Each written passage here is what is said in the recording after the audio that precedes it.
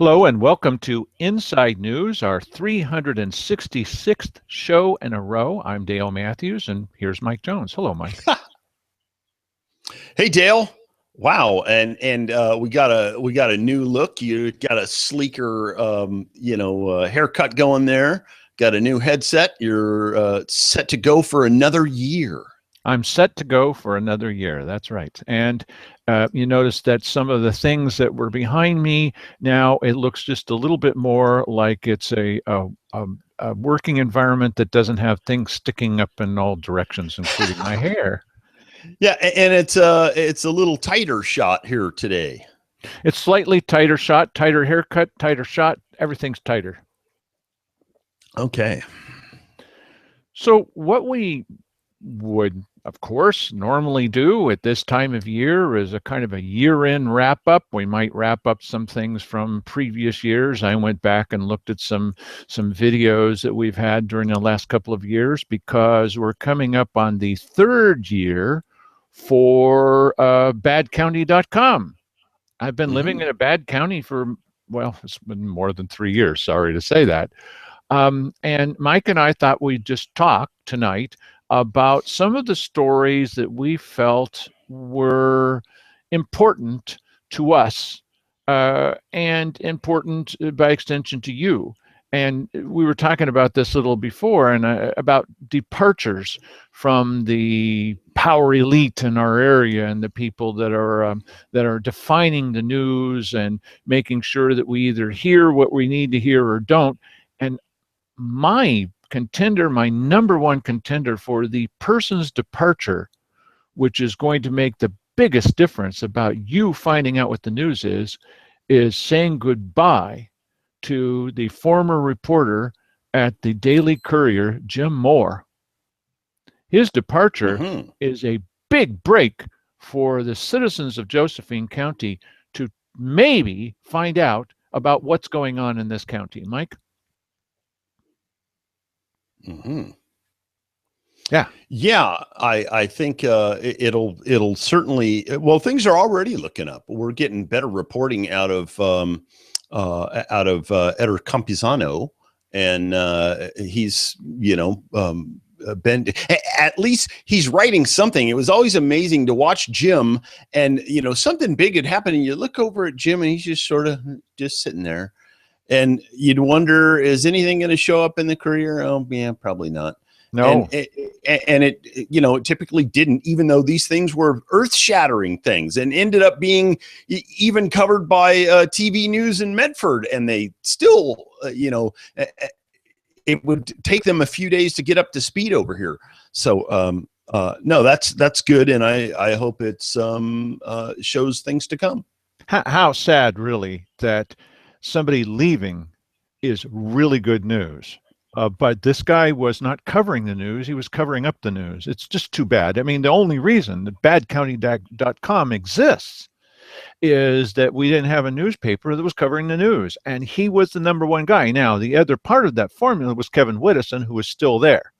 And so you'll still see things. I mean, you just look at the last couple of days' coverage of Simon Hare. The choices of the pictures typically are not the individual reporter, but the editor there. And the pictures of Simon Hare almost every time are a young, vigorous, happy Simon Hare from a couple of years ago instead of the Simon Hare that we all know. Harry and in jail. So, right. One of the things that I think is really important as a general concept is that we've been bringing to you the real numbers.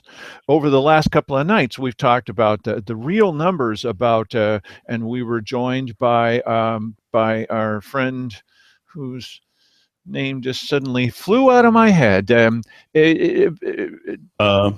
Hunker. Are you talking about Yeah. Yeah, Bill Hunker has been bringing us numbers like the Oregon State Police are running the wheels up. No, they're not. And what's the source? Oregon State Police. And we showed you the real numbers. We talked about how many levies have been defeated by the population, and we showed you the real numbers. We've talked about the budget, and we played tape of the individual commissioners talking about what the budget actually is And we showed you the numbers. You're still not getting this. So even with some progress at the Courier, you're still not getting the numbers. We're showing you the actual things that happen, like what was really said by Mark Bartholomew, the city attorney, inside that courtroom. And that's still not being shown, still not being played back, still not being told to you by the Daily Courier. Well, we do that. So the real numbers. Yeah, man. Yeah, and you know, another thing that we've done is we've indicated to you that in the end of the meetings of the Grants Pass City Council, that both they and the county commissioners have been blaming the voters again and again and again, deriding the voters, talking about how stupid the voters are, and their anxiety to get something that we keep telling them over the years, since 2000. That's 15 years, 16 years now. We say, this is not what we want. And so we've been showing you what they actually say about you, not just saying, well, I think he may have said this or somebody told me. We're playing back the tape and you can see it. Yeah, and it is really quite remarkable. I think that anybody, it wouldn't matter if you even lived in this town, to watch these guys talk about their constituents in that way is very illustrative of their contempt. And I think that should motivate people, even if they don't live in this area, to go take a look at their own local politicians, because you're going to find the same thing there. This is not unique to here. I really wish that it were unique to here, because then we could all immobilize and stamp out the last vestige of craziness. But this is epidemic, and it's a great thing because we're putting it out there. People can then see it and then act on it, hopefully. Well, it doesn't make us very popular with the local politicians, and sometimes not with our friends. Yeah. Well, you know, one long conversation I've had with one of the candidates is he said, you know, when you do this story, it kind of, you know, makes this person look bad that we like, or can't you, you know, like pull your punches? No, we don't do that. You know, when the television station ran that completely false story about Simon Hare, well, it made Simon look bad, but it wasn't true. And so we ran a story about it. When Simon Hare got arrested, the first person that we heard it from was someone who had called into Bill Meyer. I was on Bill Meyer's show. I'm on there every Monday, and as a guest, and not as a caller. And so we looked into it, and we were the first ones to break it after you heard it on Bill Meyer's show. And we were out there hours ahead of the other media. Well, okay, and in an actual competitive environment, that's a big deal. Here, it used to be that the Courier might catch up with us, and KJO never, because they wouldn't put it out at all. They might catch up with us within a few days. Now, on that particular story, it was within hours. Okay, that's okay. We'll take that. Yeah, if it's the best we can get, and apparently it is. Right. Now, we were also the first ones to tell you that well, it seemed as if the story was going to be that the commissioners had decided. No, the story at first seemed like it was the kickoff of Levy 2016 by Cheryl asking, ordering county workers to gather information about the efficacy of a new levy, and Keith X saying, gee, I think we ought to turn this information over to, you know, some citizen group like SOS, so it will appear as if it's citizen originated, when it wasn't. It was commissioner originated, just like last time. I thought that was going to be the story, but that was followed up by a story about how they wanted to spend money on putting out happy, positive information about individual commissioners who just happen to be running for office. Yeah, boy, that that too is pretty goofy. You would think that you would never find that somewhere else, but understand that we're finding all of this stuff even though they know they're being watched every single second. Can you imagine what's happening in places where they know darn well nobody is watching them? Well, like in our very own meetings in secret session that our commissioners have, the ones where Sandy Casanelli and I turned them in, and finally, there's good news. The Oregon Government Ethics Commission decided to actually look into it. What do you know? And they found them guilty. And now next is the penalty phase. So it finally happened because we've got stuff that was worse than that. But they finally decided to do that. And of course, the commissioners acted in the typical way of all people like that. Oh, none of it's true. Nothing is true. You know, it's your fault. You obviously don't understand economic development, Dale Matthews, or whatever it was that they said. It's a bunch of blather because they were guilty. They've been found guilty, and there will be a penalty. We were the ones that told you about that. Now, even though you see this over my shoulder and all these videos, and we've got thousands of videos, thousands now, and we're coming up on 3 years just on the website. These commissioners, it's just always amazing to me to think they still insist that we're not any kind of media whatsoever. None, zero. We're not media. You're not watching a show. Ask Wally Hicks. You're not watching anything.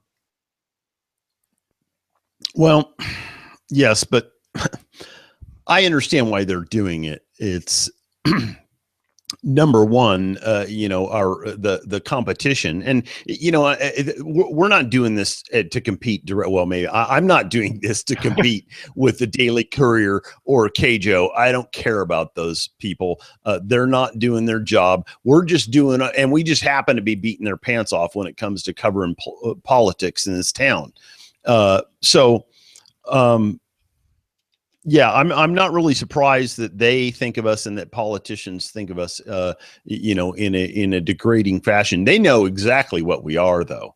Well, see, we used to be media, and then when Simon Hare came into office, he suddenly declared one day, "You're not media." What? Why? Well, see, if we're media, then we must be allowed into executive sessions where we could keep track of what they're doing that they've gotten in trouble for. And as we've said, the potential ramifications, if they threw the book at them, I didn't get this for Christmas, but the potential ramifications is they could spend time in jail. That the state says that they hold that, they don't force it, but it's actually the ramifications are worse than they would be for Simon Hare and drunken driving and being caught and almost running into a policeman. It's worse than that. So we're the ones that have been telling you these stories. We have more people watching this show than watch the weekly business session with the commissioners. It's kind of strange. We have more people watching our show on a daily basis than every week with the commissioners. Mike? Yeah, it's true. Which is an amazing thing when you think about it. I can't help but visualize a room much like the Ann Basker. And, if you put 50 people in the Ann Basker, that's probably only about half full, but we never, ever see that many people in there for a weekly business session, unless there's some, rare occasion where, something of wide interest is being covered. So, that's pretty remarkable that every single night we get at least that many views. Yeah, we get an average of about 60 views after a couple of days. Some people don't watch it the very first day. Well, I don't know, that makes 60 views, but we're on every night of the week. And so that's 420. And so when you add in the other videos that we post that are independent of this show, so that you don't have to listen to us talking, you can just go see the tape, without anybody talking about it or interrupting it, depending on, or interpreting it or whatever, whatever it is that, that we do. We have about 500 on it. This is typical. This is week after week after week. We know what we're talking about. Today is day 366 in a row. 500 views a week. Well, that's fairly decent, especially since it's a local politics show. There's hardly ever any sex or cats. You're right. Yeah. There's been a difference of attitude among the local media in the way that we've been perceived. One is there's this admiration of the fact that we're doing a show every night by media people who know what that's like to do a show every night, although they don't do one, every night of the week. The other thing is when I first started talking with them about it, and I said, this is happening over here in Josephine County, the biggest question the media in Medford, local media, I mean the media in Medford, real media people, not like Kjo, and what they said is not like, what's that advertising thing? The guy has even described it as a newsletter for the Chamber of Commerce. It doesn't matter. Is there any difference between that and the IV News, which is the newsletter for the Chamber of Commerce out there? The editor of the IV News is the president of the Chamber of Commerce. Okay. So what we've talked about is, they kept saying, well, what's the matter with you people? Every news director, why aren't you passing these levies? Why aren't you passing these levies? And I would tell them why. And they were like, yeah. Well, now they're finally starting to catch on. I think I see what you mean, because even the state has found these commissioners guilty. And what I've been telling them is we're not going to be giving these characters any money because they're liars and cheaters. And we've caught them lying and cheating. And these are the right words many times. I don't think every politician lies and cheats. What do you think, Mike? Yeah, I would hope that that's not the case. Although, doing this show has not helped my perception of politicians, because there's only a few politicians inside county government here. One is the sheriff, and then you have the commissioners, and then you have Wally Hicks. So that's basically it. And then you have the city councilors. Well, okay. I mean, of that pool, how many of those people would you say are, corrupt politicians? And I realize they don't think of themselves as being corrupt. I'm sure Wally Hicks doesn't, but Wally is the one that said the tape that you have and that you've seen and you've looked at it, that's not what's on the tape. Wally, that's got to be the biggest disappointment for me, because I really like this guy. Yeah, and I think I think this is I think it's inside government culture, claims another victim. I think it's very hard to get in there and not slip into that. And so you have, so this is going to be difficult. And then, you have, I think it is instructive to examine the tendencies of the candidates and imagine them in that situation, and to get an idea of whether or not these people are just going to become inside government bureaucrats. And, there's a couple already that I have questions about. And no kidding. Yeah. One of them is famous for changing appearance like a chameleon, depending on what meeting you're at. And that person's going to agree with you. Everything that you and your group says. Oh yes, rutabagas are also my favorite fruit. What? It's not a fruit. Willing to say that just to get along with you. Huh. Yeah. Well, and so hopefully, as we get closer, we're able to examine people with, more detail. History has shown us that even when you carefully vet a candidate, that they can turn out any way whatsoever, just every possible direction. And so if you see tendencies now, like I like Lily Morgan, I like her. However, she's always backed levies. She's always strongly backed levies. She works for law enforcement. She's worked in an organization that was always backing levies. Now she opposed this latest Grants Pass city tax, but so did the Chamber of Commerce, and they always back levies. Right, and when you're working inside government and she's working inside law enforcement, they're always a beneficiary of any monies that come to government. And, in this particular case, for law enforcement, as it relates to levies and things of that nature. So, it isn't too hard to make that connection, although she has said even on this show that that's not something that she would do because she sees that the wind is blowing the other way. But you don't, the previous tendency and the being inside government, those are two negatives that make you sort of wonder. And listen, I'll give her the benefit of the doubt as we're going forward here, but there is going to be a heavy push, and there's going to be a lot of pressure inside local government for them to mobilize their troops for the levy. And so it's going to be interesting. That, I think, is one of the points at which the paths diverge. And it's something that we're going to be watching. It's one of the bellwether questions. And another thing about it is, as we've talked many times in the show, obviously what could happen with any of these candidates is, you sit down at the Daily Courier's Courier. We always put out the information before it's in the voters pamphlet, and we printed it in the past when we had a print version. But when you sit down at the Daily Courier's candidates night, one of the first questions they're going to ask is, what are you going to do about our law enforcement emergency around here? It's the wrong question. And Mike and I were just talking about that. You agree that that's just the wrong question in general, don't you, Mike?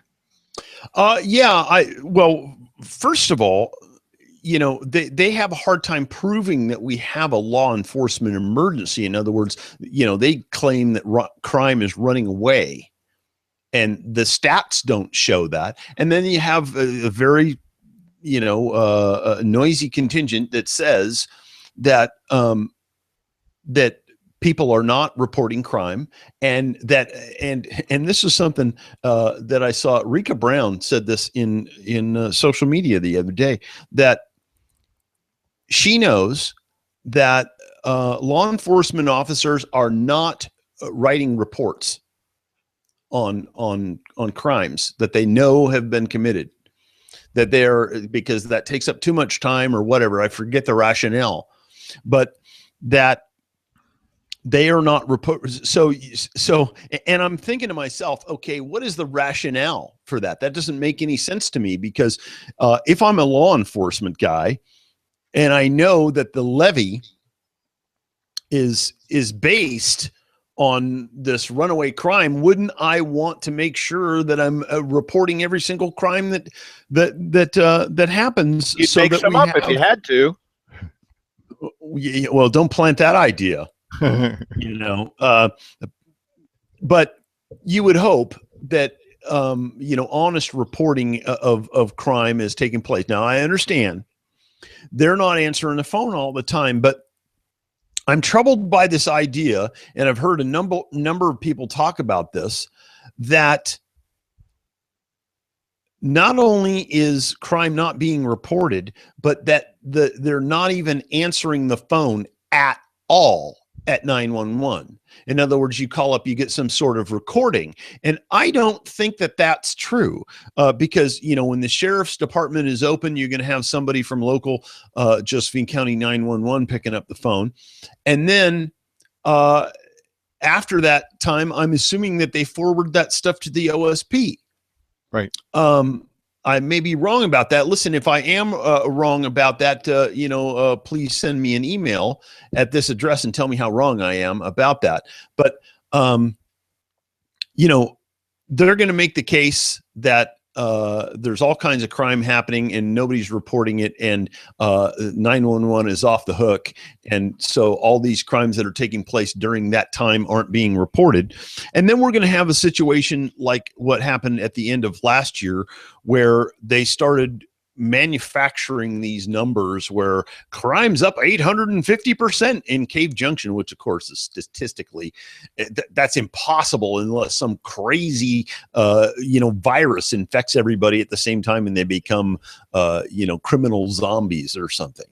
And so, I think that they're going to have to come up with some pretty strong medicine here to overcome the numbers and stuff. So I'm wondering what that is. I know these guys are developing a strategy. They have to be sitting around in a room, smoke-filled room, going, "What are we going to do about these guys?" That's going on. So, well, that smoke-filled room might be actually literally smoke-filled in Cave Junction, but it's a different story altogether. Yeah, no, those strategy sessions I don't think are taking place in Cave Junction. I was just talking about Cave Junction. Right. The thing is, normally in a show like this, they'd be showing you a whole bunch of clips and individual stories, like the little guy, the 6-year-old who the parents weren't getting him to school on time, and that's a compelling story. Mm-hmm. But there's something more that's been happening here. It's a complete change in the way that people look at things, and we're part of that formula in a way of looking at things. For example, the sheriff won't talk to us anymore. According to him, mostly because of the reporting that we've been doing about the statistics that just don't agree with them. I mean, when he says that OSP has been, inordinately serving our county, and OSP says, no, we're not, he didn't like the fact that we were reporting that OSP says that that's not true. We didn't say, look, he's a liar, but he just didn't like that. Yeah, and of course, I don't remember us getting anybody from OSP saying that no, they're not. But the numbers prove it. The numbers prove that. That's what I meant. Well, okay. And listen, we never told him that we weren't going to honestly report things and be critical, for crying out loud. Listen, if you're a politician, if you're elected politically, criticism is what happens. That this is what we're supposed to be doing. This is what you would hope you'd get a little bit more out of the local radio station and the local newspaper. I understand why they don't do it, because they want access to these people. They want to be able to call them up on the phone, say, "Hey, Simon," be on a first name basis with them and have, a running conversation on the phone. There's no way we could do that. But they want to be able to continue to have that. And so that you're never going to get a story that is really hard hitting out of there. The Daily Courier didn't have any choice but to run the story about Simon Hare, because it was exploding all over the place. So they had to cover it. But they're still running it with happy, lovely pictures from a couple of years ago, which makes him look like a clean-cut young kid that's just, youthful hijinks. Right. And that's where they're still trying to keep the access channel open. So when we had conversations with the sheriff, when we had conversations with the police chief, there was no ruse there that we're never ever going to say anything critical about you at all. We had conversations with the sheriff, and then later we'd have Bill Hunker on, and we talk about what was said, and these numbers that were really kind of hard at the time to sit there and listen to, and not just think, that just sounds crazy. Okay, you can't have in a couple of months there's 850% more crimes being reported there. Obviously they've got the guy, any little thing that happens, write it down and call it a crime or something. I don't know what they're doing. I don't want to read into it anything, but I want accurate numbers from them. And listen, if crime is out of control, then the numbers are going to prove that. Right. If people are doing, that will really prove it is the numbers. If you don't have the numbers, if you can't prove the numbers, anecdotes are not going to make it. I'm not going to give you money based on somebody's Aunt Tilly that told you something. And why should they? And it's an interesting thing that last year, all throughout the campaign, we had conversations with the sheriff and the chief on this show very early in January of last year, where we talked about that. And that they made a decision at that point in time to completely depart from facts and go with perceptions. And perceptions, what are perceptions? Perception is imagery in your mind. But they're feeding the perception. They're part of the perception. Right. Well, they're creating the perception. Right. So that I think is that kind of insults people when you do that from the get-go. And I realize they're executing a strategy here. I don't think that Bill Landis, who is a great guy, by the way, I like Bill Landis. Oh, he still talks to us. No problem. Yeah, I like the sheriff too. But the bottom line is these guys have a strategy, and this narrative has to be in place. And the narrative is, this is crazy. You know, I'm dodging mortar rounds as I'm driving down the highway to go to CJ. You know, yeah, and then when you go to Cape Junction, you got to roll up your windows in your car because you never know, some crazy might come through the window and start biting your arm, and then yours. Well, that was Bill Meyer. That was Bill Meyer. Bill, yeah. That. So that's that's an indicator of the perception that he's been getting because of what news that he's been getting. He has developed a perception. See, they understand this, that if you have the same story on KJO every day, and if you have the same story in the Courier, you know, every couple of weeks about, you know, what's going on in terms of crime and how bad it is here, and you're going to see a ramping up of that here pretty soon, that, you know, they're creating a perception, you know, and it works. Clearly, but where this perception should completely fall apart. Oh, let's remind you of the emergency. As we said the last couple of nights, if it was really an emergency, it would be the lead topic of every meeting. The first thing on the agenda, at least once a week, would be, here's the latest on the emergency. But you don't hear that. You stopped hearing this. This is what lunkheads these guys are. As soon as the levy was done, as soon as it was defeated, nobody came up and there was a budget meeting where they could have given the sheriff more money. They had the money come in. They didn't want to do it. Well, wait, what do you mean you don't want to do it? It's an emergency, right? No, we don't want to do that. No, we kept getting up and saying, is this money going to go to the sheriff? No, we don't think so. Oh, but what happened to all those hundreds of thousands of people who were marching lockstep? They weren't even coming to the meetings anymore. Well, the levy was defeated. Yeah. Oh, what happened to the emergency? Right. And, you know, it was weird because we were having conversations with the sheriff right after that time. And I think we sort of embarrassed the sheriff or we pressured him into coming to the meeting and asking for the money. But he wasn't going to.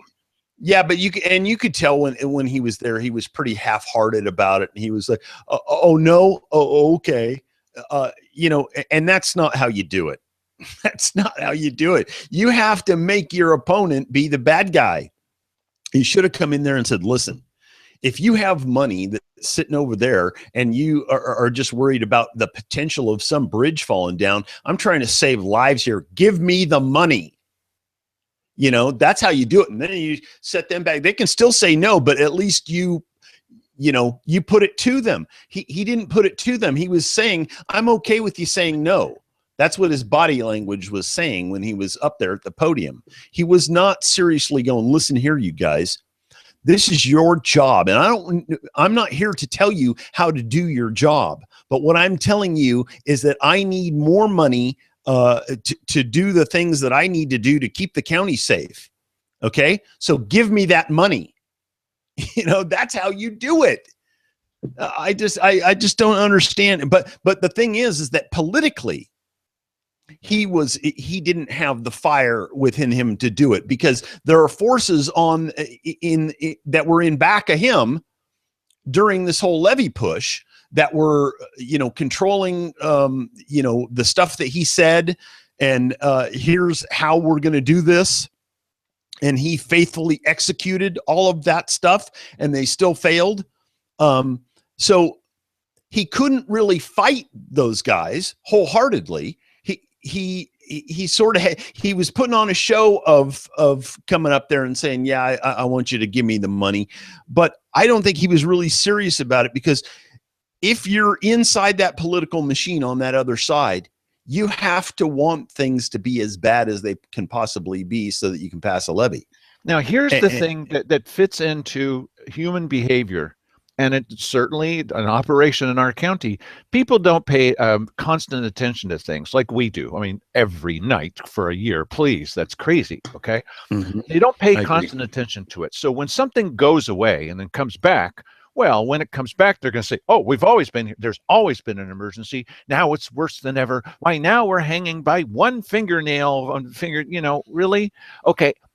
We know that they've not been saying that because we go to the meetings when there's not a levy on the ballot.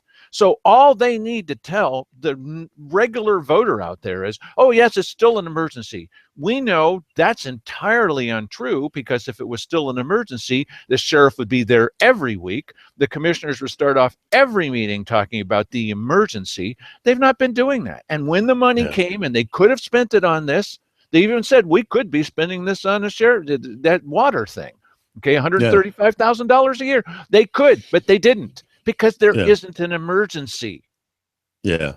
And this is an interesting point, because some would say, oh yeah, there is an emergency. You're downplaying this whole thing, and they still need to keep this fund over there in case something happens to a bridge or a road needs to be striped or whatever. Yeah, not really. In the case of an actual emergency, you would have people that were mobilized to get things done. And that is not what's going on here right now, because you'd say, I don't care about the bridge. Give me the money so we can have gas in the cop cars. Do it now. Yeah. And Mike, you brought up the thing about answering the phone. Well, we don't have enough people. Well, in a real emergency, as we've had them around here, like with fires. Okay, fires were, as you recall, filling up the air with smoke every day. You go out, okay. So during that time, there were people who were loaned from the various departments over to emergency operations. That's what you do in an emergency. So in this case, if it's really an emergency and they're not fooling you, then there would be people loaned from the various departments on that department's dime, on our dime eventually, to the sheriff's department to answer the phones during this emergency. They're not doing that. Yeah. And now they're going to say, you watch, they're going to say, when this new levy thing, comes out in earnest, they're going to say, oh, well, it's an emergency and we really need more people. Hey, you could do it right now. You could be doing it today. They don't want to do it today. It's not an emergency. It's false. I'm really reluctant to say that, Mike. That of course we could always have, but people out in the county, sure, they already know. I believe you on that one. That they know from years of experience that even at times of maximum funding, they weren't getting patrols out there. Yeah.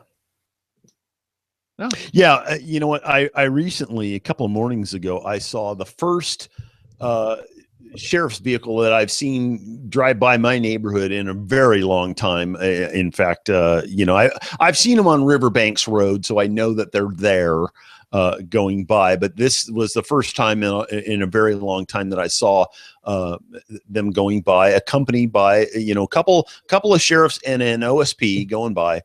And that wasn't a patrol. No, it wasn't. No, it wasn't a patrol. They were responding code 3 to something. And so I don't think, listen, they can't affect, I think the push for rural patrols is really, we should stop. I think the only reason why people are talking about that is because it's asked in a question, in a poll question, or by some news person about, what do you want to see more of, or whatever. They effectively, even if they had 50 people, people on duty at any given time in the county, they still couldn't effectively patrol the county. It's too spread out. You're not going to have, you're not going to, you might have quicker response time, but you're still not going to have, I think, it's at times in the past where they've had, probably 35, 40 deputies on duty, there hasn't been, glowing stories about how fast they got out here and what a great job they did. I hear about it took a long time, and I got a postcard in the mail to report my crime. And also you hear about these stories from the police chief and the city councilors will tell you this new headset, and I like it. It's just funny how it fits sometimes. They'll talk about the fact that they've got adequate coverage, okay, and they've already talked about the jail beds that they have. But crime hasn't stopped in Grants Pass. They've got patrols, and they're responding quickly. But crime hasn't stopped. It's increased slightly, especially for property crimes. So, and you heard, we played it back for you a couple of times, where the chief of police was saying we thought that we were running the wheels off our cars, and then it turned out that we weren't. It was their perception. Yeah, and I still need to have an answer on that as to. Because the way that he says it, we started the jail bed contract, and then we thought we were running the wheels off our cars, taking people to jail. But instead of taking more people, we were taking less people. That's right. Than before they had the contract. So wait a minute, that would indicate that you didn't even need the contract, and yet you still have been paying the contract to the jail. So where's that money going? How many beds are you occupying? Are you using the extra 30 beds that you're buying? Really? Are you? Let's see some quantification here of that. And if not, then why are you doing that? Here's the other thing that only some kind of logic added to this, even though it doesn't seem logical. You have to, in science, you have to go with what the results show you, whether you like the results or not. In fact, if you like or don't like the results, you're on the wrong path. Okay, you just got to accept the results. And just as a joke, I had said, not a very funny joke, I had said, it seems as if the more that we spend on law enforcement, the higher the crime stats go. Well, yes, the detractors will say, of course, because that means it's being reported. It's more than that. It seems that as we decrease the amount that we're spending on this, that actually that the result seems to be that the crime is going down, and that people are saying, okay, I'm sort of satisfied with the way that it's going. Here's the other thing, which is the corollary of that, and this is crazy too, sorry. If it's true that the emergency situation for law enforcement always increases at the time of elections, we should ban elections. Yes, because they're unsafe. Every time there's an election coming nearby, crime goes out of control, right? Out of control. You have to stop it going out of control. You need to either get the media under control. Good luck with that now. You used to have that. Now you don't have that anymore. That guy's gone. Or you're going to need to get a lot more gullible people. Good luck with that. Even the Grants Pass city voters have awoken from their long sleep. And now the city councilors are fit to be tied because they can't count on that vote anymore. Boy, are they angry. And all they did was they got some emails because we had asked people to vote. Remember, along the side here, what do you think? And emails went out. These city councilors really reacted strongly. That they were incredulous. That they couldn't believe that people were criticizing them. Why? We just put out something there, and we were doing the will of the people. No, you weren't. Well, yeah, we were. I mean, we were just reacting. We were just giving the options, and we should be thankful for it. We're thanking each other. Why aren't you thanking us? 80%. Yeah. They were baffled by these emails that we made sure that they got that came from you guys. That was this show. And we played back tape. Oh, I got this email. He's talking about an email that came through us from you. That's why they need to stop allowing people to talk at these city council meetings. Right. Yeah, that's an interesting thing. And Dale was referencing the crime levels here just for the heck of it, because I have these charts handy. And if you see the red bars are county crime levels per 1,000 of population since 2004 through 2014. And as you can see, you had 54 crimes. County crimes per 1,000 population in 2004, and he had 25 here in 2014, which is less than half of that. Now, that's all crime combined, so you don't really know what the breakdown is, although we do know what the breakdown is. But the bottom line is that crime overall is down. Even in Grants Pass City, because you look back there at 2004. In 2004, people argue over the definition of full funding. We don't have full funding. We didn't have full funding then, but we had a heck of a lot more money going into law enforcement then than we do now. And you had not substantially, but marginally more crime at that time than you do now, with lesser funding. And I don't know how much they're spending in Grants Pass compared to now in terms of the crime. But according to this chart, they should spend less because look, 54 crimes per 1,000 in the county versus 25. Now, this can be due to any number of things. And we've speculated that people know now that there isn't going to be a sheriff's response in the county. And so therefore they understand that people in the county are probably understanding that they're going to be handling the stuff themselves. And they probably have, a 45 in their desk drawer. I know I do. So. Well, part of this is due to the fact that we've got a more educated population. And one of the reasons why they're more educated is there's actually some place for them to go here to get the news. We know from the studies that we've done that as far as video playing, that except for the nightly news, people tune in to channel 10 or 12 or 5 or whatever, and that they can watch it live, and we can't compete with that. But we know that as far as videos go and playing them back, we have more people watching our videos than all of the TV stations and newspapers that have videos combined in the whole state. We have more people. Yeah, it's interesting because you can see what kind of numbers that Channel 5 gets when they post a story, and really most of the time, most of the stories that they post get 5 or 10 views on there. After the fact, this is when they're posting it on the internet, and it's a little bit more difficult to tell with say Channel 12 or Channel 10 because they host their own videos, and so there isn't a number counter on there, so you can't really see.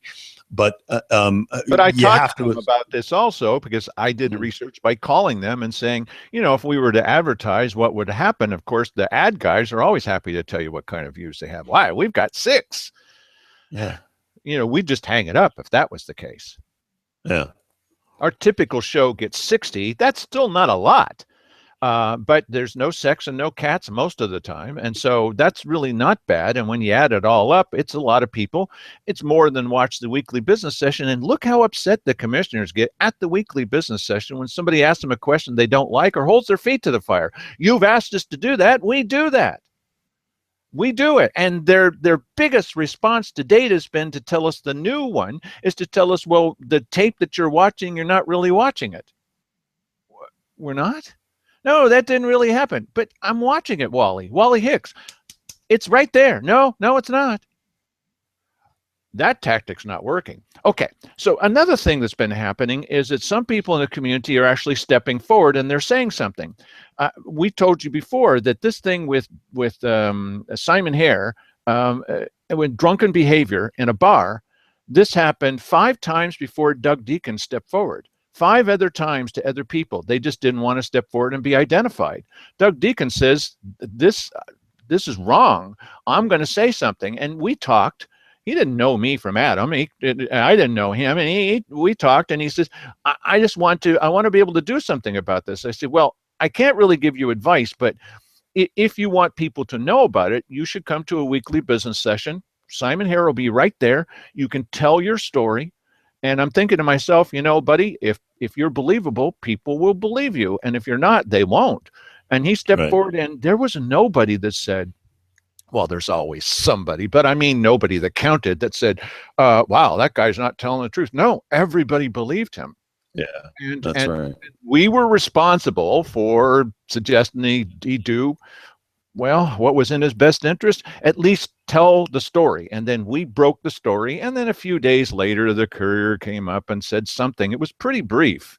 But that made a difference. And people are now talking about it. Everybody knows about it. It's talking about the recall. Everybody knows. Where the heck did they find out about this? We were the ones that released the story about Simon and the police report. I read aloud from the police report at the weekly business session, as small an audience as that is, but we were also taping it. And they got all over me. Cheryl, well, that's hearsay. No, I'm reading from the report. Yeah, but you weren't there in the bar. I'm reading from the report. Why, you can't do that because that's not journalism. Of course it's journalism. Well, you're not any kind of media at all. See, what a weird place this is. I mean, that's just bizarre. Doug Deakins, I think he should win an award for being, the patriot of the year, stepping forward. Patriot, I don't know if that's the right word, but the stepping forward, and all those other people, I don't blame them for not stepping forward, but Doug Deakins did. And there were people, well, he's doing it for the publicity. The publicity? Yeah, right. You'd want publicity for that. Gosh. That's ridiculous. Oh, and then, well, if you want publicity, how about porn at the library? That was one of my favorite stories. Porn at the library, and no, there is not porn. We're trying to get money. That didn't work out so well for them, did that? That levy that they tried to pass didn't pass. That taxing district or whatever it was didn't pass. Right. And once again, it wasn't the story that was necessarily bad. It was their reaction to it, and the backlash that happened as a result of their bad reaction. Yeah, and it's strange. Now, we were the only ones who pointed this out. There wasn't anybody else. Well, it started with one of our friends who had said something about porn at the library, and you never really know with everybody, but porn for one person could be Huckleberry Finn. You really can't tell what it is, but I went down there and it was undeniable, buddy, and I got the visual evidence of it. And so I mentioned it at an upcoming meeting. They hated that. And they were calling me all kinds of names and everything. Hey. And that's another thing which is really strange about this place. What's up with this calling people names at an official county meeting? I'm not just talking about people in the audience. I'm talking about the commissioners doing it. Yeah, that was silly. And here's the big point about all that. They haven't changed a thing. No, they haven't. It's still exactly the same way down there, and some of them probably even think that it's the right of people to be able to look at that in the library if they want to. Oh yeah, in fact that one of the guys said. I said, they're looking at this North American Man-Boy Love Association. It's for pedophiles, right? And he says, well, we call that freedom of speech for kids. For kids?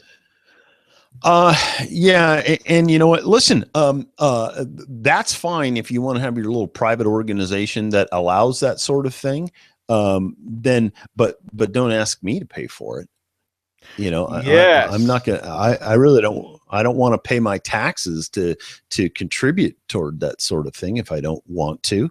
And people have the choice. And listen, that was one good choice that was made by that library board, is when their levy failed, or when their taxing district failed, what they said, hey, all you people who were going to give us money, if you would please go ahead and send us what you would have been giving us that would be fantastic contribution to the library. And a lot of people are doing it, and they're getting money as a result of that. So, why aren't we using a similar tactic, to fund law enforcement? If the people felt so strongly on the pro levy side, then, you're more than welcome to go down there and cut yourself a check to the sheriff's department. I'm sure they'll take your money. But I don't think that they would ever want to publicize that, because if they were getting any sort of even non-substantial amounts of money from people going down there and cutting checks, it would then again take weight away from the need for a levy. And they're never, ever going to do that.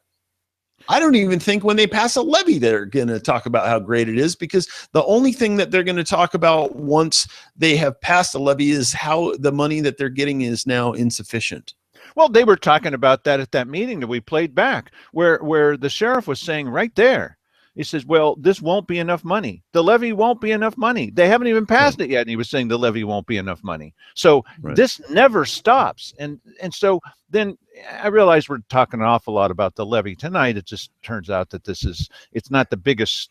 Well, it might be one. It's certainly one of the biggest stories. It's upcoming, yeah. You know. But it is upcoming. We're trying to future-proof you so that you know what it is, the kinds of things they're going to say, and you know, they're definitely gearing up for it. The emergency is back on. It never was gone, really. Okay, so one of the things that we should ask ourselves is, don't forget now, we are part of the winning team that's always won this. The voters, and they never got the more money. Now, wait a minute. If they never got more money, and it's been all these years, what happened to all those yearly predictions of there won't be any jail? We heard this from them. We're definitely going to have to close down the jail. We're not going to have any patrols at all. We've heard that too. Some of the departments might close. Some of the departments might close. Well, we've heard that too. It certainly will have an effect, said Cheryl Walker and Keith Heck, on the other departments in the county, and all kinds of funding for the county. All these dire predictions, everything was going to go wrong. Well, it didn't happen. Well, it's going to go wrong this time because we're definitely on the edge of the cliff. You know what? You got to stop telling us this, because we obviously don't believe you. And now what we need to do is, when that first question comes up, and you watch, the Courier's going to ask this question, what are you going to do about law enforcement? The honest answer should be, there is no emergency. Okay, the people have chosen. They've said, we're going to spend this amount, but not this amount. Yeah, but they said they want it. Yeah, but did you ask them, did they want to pay for it? Yeah. Right. And listen, I'll make a May of 2016 prediction for you. And as a matter of fact, together through the magic of the internet, we're all going to go forward in time to May of 2016. And this is what you're going to see. Yes. Here he comes. Oh, here he comes. Here we go. Election results. Election results. He's trying to make it so that we can't get the shot here. In the future, you won't see Art Harvey, though.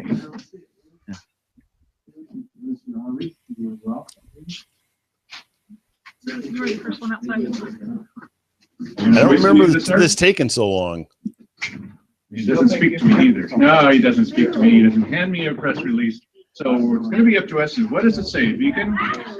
Well, let's see. Do you want all the people first? No, I want to know, did it pass or fail? Yeah, and that's exactly the question we'll make. 53 to 46. That news live from Mark Seligman, the marijuana. I mean, you know. Yeah. Hey. Yes, that's what you'll see. Roughly speaking, you know, you'll see another levy failure. What's so weird about him passing by, besides just being rude and stupid? Okay, that was stupid. Is more people got the instant news from us than they got it from anybody else. I mean, you want to wait a couple of days, it'll be in the Courier, but even that. But more people got it from us live than any other medium, and he just walking right by. That was just stupid. Well, and listen, the interesting thing that this event that you just watched set off was that this news got spread all over the internet very, very quickly. You know, right after this election took place, and we got, you know, what was it, 300-400 views? We thought that was unbelievable. And then in November, you know, just like 6-7 months later, when we did our election results for the sales tax vote, we got like 2,800 views overnight. So that's people know now, and it's certainly more people learned that we're the source for this type of news, you know, at that time. And so I expect that the next election will have, you know, a couple thousand, I don't know, maybe 3,000-4,000. Totally. When the shooting happened at UCC, Mike went right up there and he reported from there. Okay. We didn't tell anybody. We didn't promo that show. Of course, we told people we're going to do live election coverage, so people were ready for it. They expected that we were going to be there. They expected it, Mike. And yes, we did.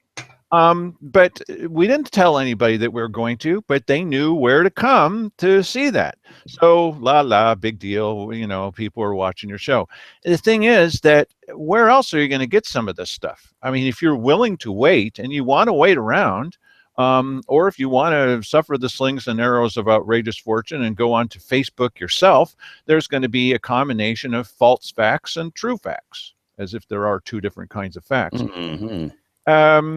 So yeah, we will continue doing this. We will continue doing giving you the information that we have. We will continue being vilified by the powers that be, and you know, and people will still be saying, yeah, that's just videotape. That doesn't mean anything. Okay, but we'll show you what we found out, and we'll give you our analysis of things. And tomorrow night we'll go back, and what we need around here is a bit of an institutional memory.